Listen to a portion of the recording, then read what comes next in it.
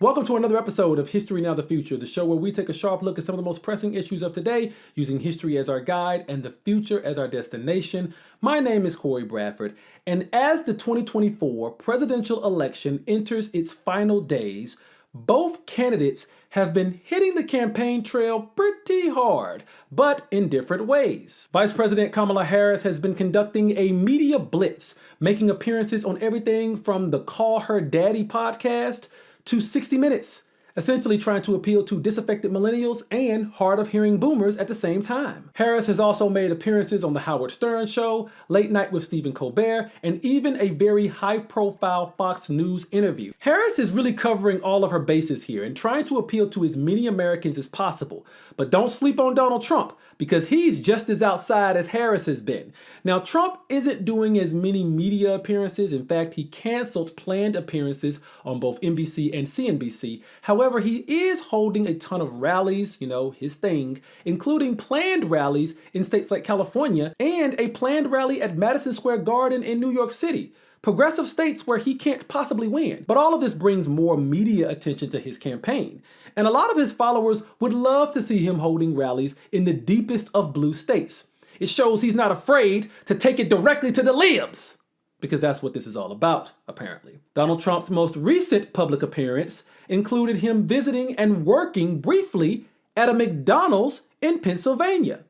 Now, when I first saw these photos, I said, that's gotta be AI. But then I saw that Getty Images text on it, and I knew this was the real deal. Donald Trump was serving it up Gary's way at McDonald's. He was there for less than 30 minutes. He talked to the workers, was at the drive-thru for a little bit, and of course, took lots of pictures. And then it was back to the races. Now, this media appearance was definitely aimed at trying to get the common worker to see Trump as someone that is more down to earth. And hey, Harris did the exact same thing by drinking a beer with Stephen Colbert on his show. It's a common campaign tactic. The only problem here is Donald Trump doesn't seem to be that big on the whole concept of workers' rights, the same workers that would work at a McDonald's. He continues to speak out against unions and against the very notion of striking for better wages. He also doesn't seem to support an increase to the minimum wage, which is currently at about $7.25 at the federal level.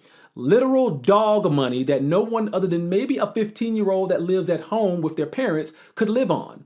And by live on, I mean use that money to buy vape pens and T-Swift tickets while their parents pay all the real bills. And there seems to be many associated with Trump that want to get rid of a lot of protections put in place for workers.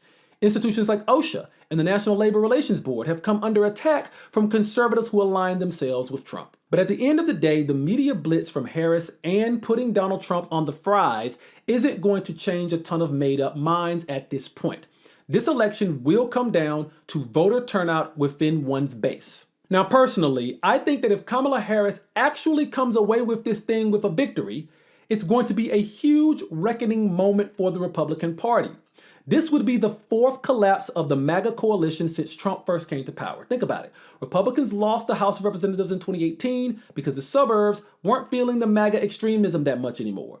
Then Donald Trump famously lost the presidential election of 2020, although that's still in dispute according to Trump himself. And then in 2022, while Trump was on the sidelines, the majority of MAGA Republicans running in the midterms lost their elections. Extremists in Pennsylvania, Arizona, and Georgia were not able to close the deal.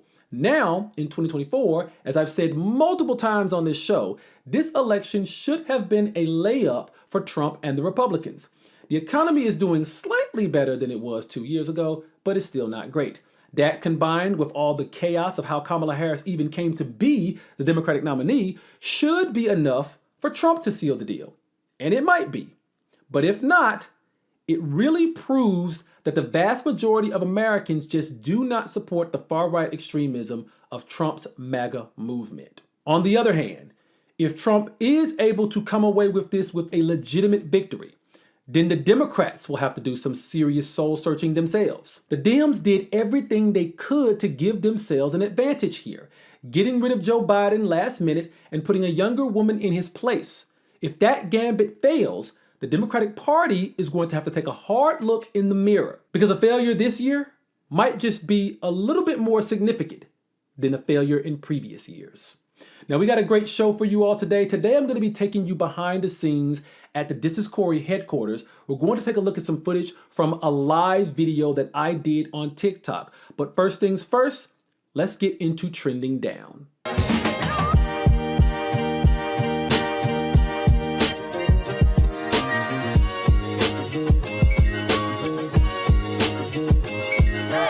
Welcome to Trending Down. This is a segment where we take a look at some of the more trivial topics floating around the internet in the past week. And it's really appropriate that we're calling it Trending Down this week because we're going to be talking about something that's really got society trending so far downward. And that is our toxic culture of fandom in the United States these days. So Deshaun Watson, a quarterback for the Cleveland Browns, suffered a terrible injury during a game this past Sunday. He is out for the season, but it was probably a career-ending injury given how his time at the Browns has gone. Now, this isn't a sports show, so I'm not going to go into all the details behind Watson's insane contract that many felt he wasn't worthy of, but the Cleveland Browns organization was so desperate for playoff potential that they decided to give him $230 million over 5 years, despite being injury prone, but also this was despite the fact that multiple women had accused Deshaun Watson of sexual harassment and even outright sexual assault. And when Watson went down during that game this past Sunday, fans started to boo him. They didn't boo him because he had once been accused of sexual assault. No, most in Cleveland was totally fine with that as long as he got them to the playoffs. No, they booed him because they thought he hadn't done enough for them. And they decided to boo him while he was suffering a life-altering injury. This is the result of toxic fan culture in the United States. In the past 48 hours, I've seen so many comments online from people who couldn't even complete a pass at the high school level, doubling down on this behavior, saying that it was okay to boo Watson, that they're okay with kicking a man while he was literally down because he didn't do right by the Cleveland fan base. Well, I'm here to say, fuck your fan base. It's a game where grown men put their health and lives at risk for your entertainment and amusement. Now, I'm a football fan. I grew up in Alabama, so I was kind of forced to be one. And I understand and recognize the importance of this game and how intricate it can really be. But there are so many things in life that are more important than football. And this toxic fandom isn't just seen with sports.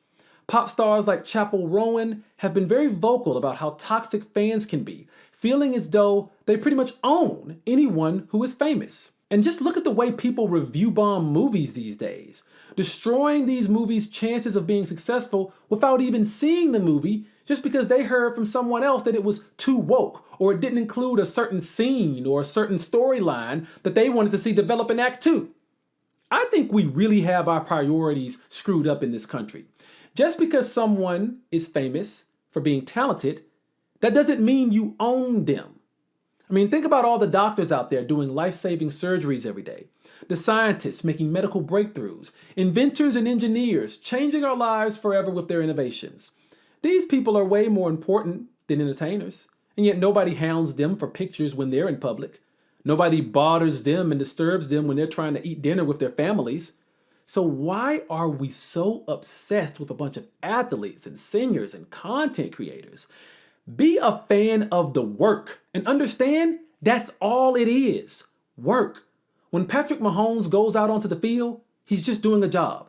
When someone like Sabrina Carpenter or Ariana Grande goes up on stage, they're just doing a job.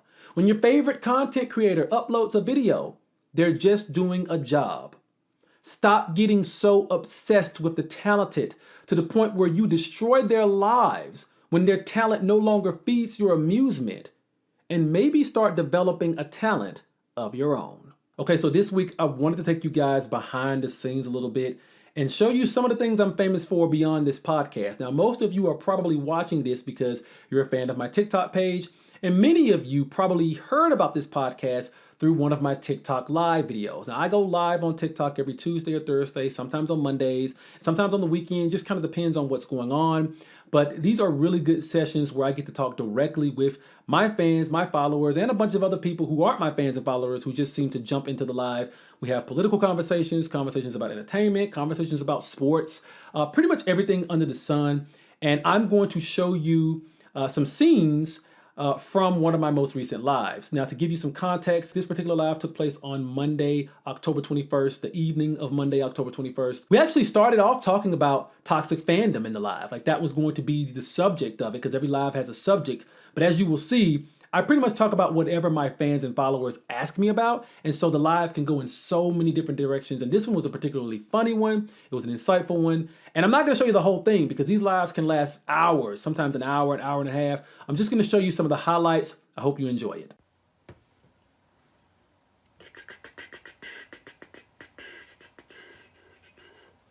Is that better? So people don't complain about it all day. All right, what's up, guys? This is Corey coming at you live on a Monday night. Someone said, what is my job? My job is to make content. Do I like the idea of RFK as FDA commissioner? Why would you put someone who has absolutely no experience in food and drugs and has no experience in medicine, has no experience in anything like that? Why would you make them an FDA commissioner? Do you like the idea of RFK's brainworm being FDR commissioner? Well, now we're talking about something. Is Project 2025 actually possible? Sure, I mean, it's possible. I personally think that Trump doesn't really have the capabilities of getting something like that done, but people that he put in charge might. Let's go Mets, even though the season is dead, the season is done. I won't be able to watch baseball again until February or March, but it's okay, you know. They had a really good season and no one expected them to get that far. Would Project 2025 mainly affect red states or every state? Every state, well, that's a very interesting question.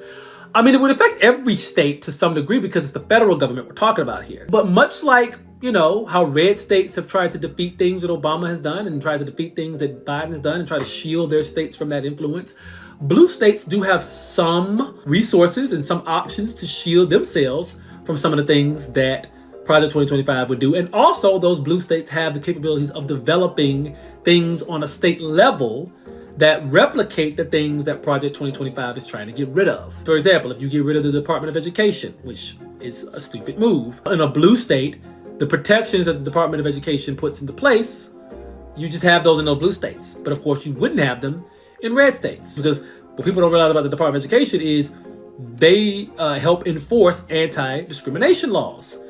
Civil Rights Act 64 and Brown versus Board of Education, all these laws that were put in place to ensure discrimination wasn't taking place in our public schools. The Department of Education helps facilitate that. Without the Department of Education, it would be up to each individual state to help facilitate that.